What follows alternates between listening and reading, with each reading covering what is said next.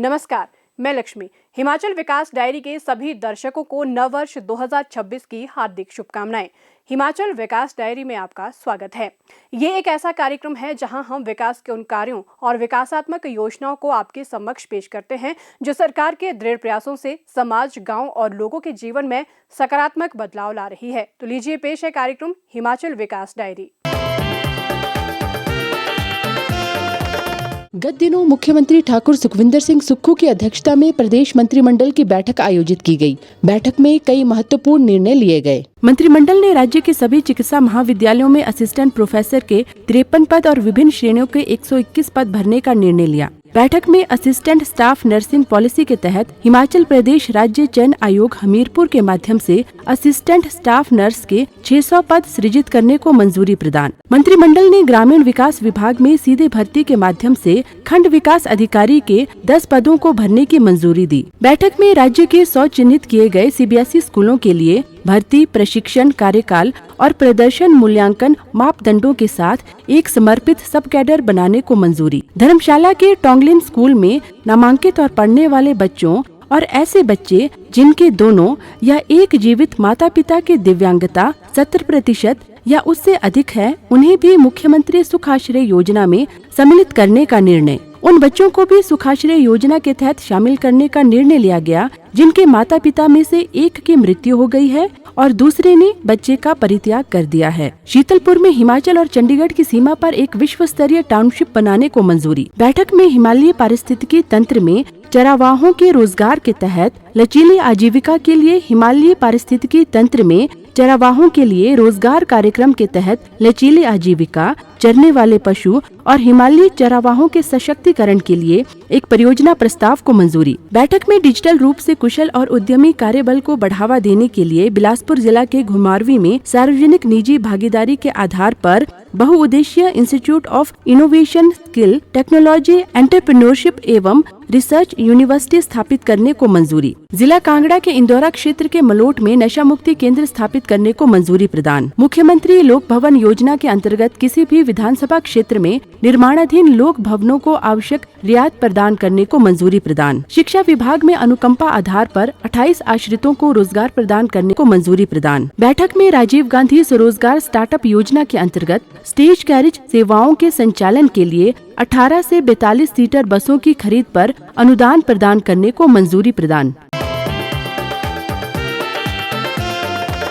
नववर्ष के अवसर पर मुख्यमंत्री ठाकुर सुखविंदर सिंह सुक्खू ने अपनी धर्मपत्नी एवं देहरा से विधायक श्रीमती कमलेश ठाकुर के साथ लोक भवन पहुंचकर राज्यपाल श्री शिव प्रताप शुक्ल और लेडी गवर्नर श्रीमती जानकी शुक्ला को नववर्ष की शुभकामनाएं दी। नए साल पर प्रदेश भर से आए लोगों ने मुख्यमंत्री से ओक ओवर और राज्य सचिवालय शिमला में भेंट कर उन्हें नववर्ष की मंगल कामनाएं दी। मुख्यमंत्री ने नववर्ष की शुभकामनाओं के लिए सभी का आभार व्यक्त किया। मुख्यमंत्री ने प्रदेश को आत्मनिर्भर राज्य बनाने की सरकार की प्रतिबद्धता को दोहराते हुए कहा कि सरकार राज्य की प्राकृतिक सुंदरता के संरक्षण के लिए हरित और सतत ऊर्जा के उचित दोहन पर ध्यान केंद्रित करेगी। नए साल में प्रदेश की जिन नीतियों को लेकर हमने 3 साल पहले व्यवस्था परिवर्तन के बारे में सोचा था, नीतिगत हमने बदलाव किया है, नियमों में बदलाव किया है, कानूनों में बदलाव किया है और ये नियम कानून जो भी बदलाव किया है आम लोगों के लिए किया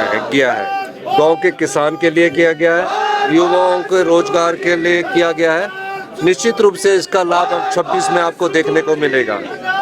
जिस आर्थिक चुनौती का प्रदेश ने पिछले 3 वर्षों से सामना किया, इस प्रदेश पर पिछली भारतीय जनता पार्टी की सरकार 76,000 करोड़ रुपए का कर्ज छोड़कर गई थी, 10,000 करोड़ रुपए की लाइबिलिटीज 6th पे कमीशन की छोड़कर गई थी।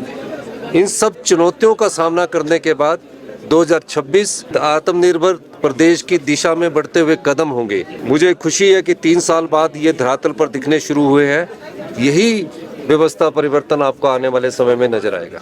इसके उपरांत प्रदेशवासियों की सुख समृद्धि और विकास के लिए मुख्यमंत्री ने अपनी धर्मपत्नी विधायक श्रीमती कमलेश ठाकुर के साथ शिमला के शोघी स्थित तारा देवी मंदिर में पूजा अर्चना की। उन्होंने प्रदेशवासियों के सुख, शांति और समृद्धि की कामना की।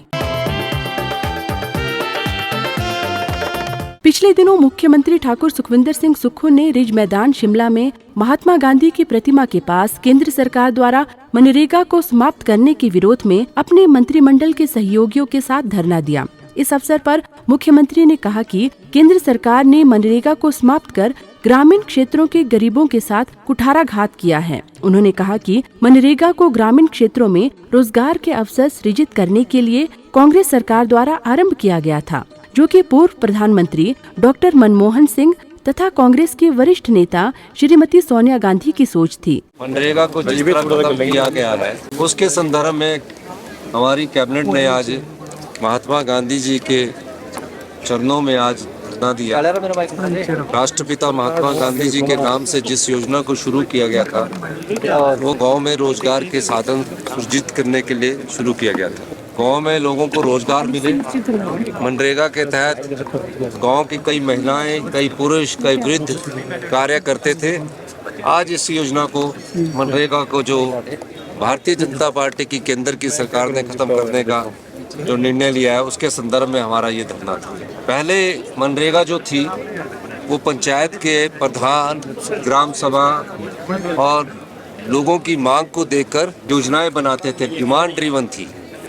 अब उस योजना को खत्म कर दिया गया है। अब केंद्र सरकार नोटिफाई करेगी, यानी कि पंचायतों से भी ये शक्तियां ले ली गई है।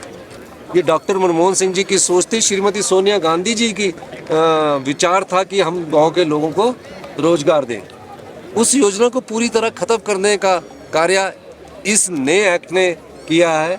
हमारा मानना ये है कि ये डिमांड ड्रिवन रहनी चाहिए। जो पंचायत लिख कर देती है, पंचायत के लोग लिख कर देते हैं, उसके आधार पर किया जाना चाहिए था। और जो वेजेस पहले से पूरे आती थी वो मिलनी चाहिए। और नोटिफाई करना कोई ज़रूरत ही नहीं है। अब तो नोटिफाई करेंगी भारत सरकार। 1500 पंचायतों में करती है, 1000 पंचायतों में करती है। इसलिए हमारी कैबिनेट ने आज यहाँ धरना दिया। अब वक्त हो गया है आपसे विदा लेने का। अगले सप्ताह इसी समय आपसे फिर होगी मुलाकात कुछ नवीनतम जानकारियों के साथ। तब तक के लिए दीजिए इजाजत। नमस्कार।